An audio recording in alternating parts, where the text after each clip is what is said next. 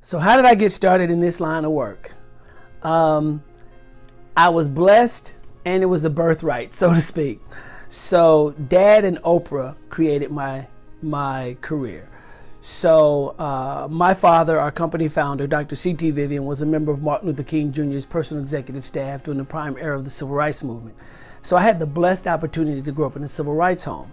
So Dad and another gentleman, Charles King, created a 2-day seminar on race relations, which has, by the way, been evaluated as the most effective race relations seminar in existence.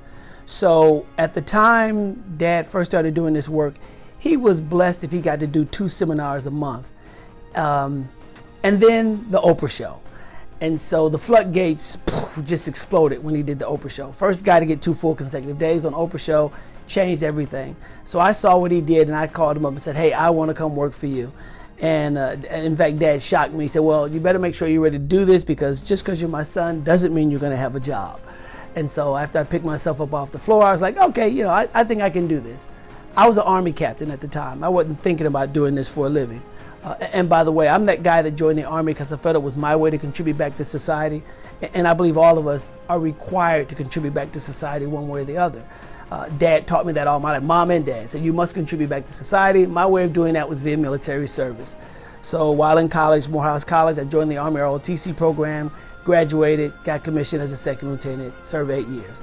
But I was watching the Oprah Winfrey show, and I saw Dad on the Oprah show. I knew what he did. I knew he traveled having these race awareness workshops, but I'd never seen how he did it.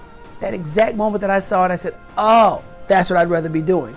I knew I was having a big impact on society doing what I was doing, but I felt I could have a bigger impact on society doing what I do now. So I made the decision that day to leave the Army. However, anybody that's ever served in the military knows that just because you decide it's time for you to go doesn't mean you could go.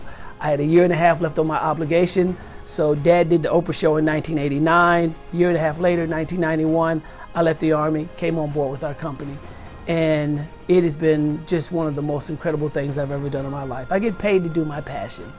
So when I came on board, all we had was that 2-day race program. I came on board and said, hey, diversity is much larger than just race. So I started creating all these new products and services.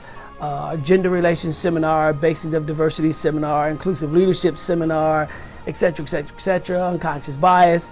And then over time, we started doing the consulting side of the work as well. So cultural assessments, focus groups, one-on-one executive interviews. We go into organizations and help them create environments where all types of people can maximize their effectiveness. So yeah, Oprah and Dad created my career for me, my line of work. That's how I got here.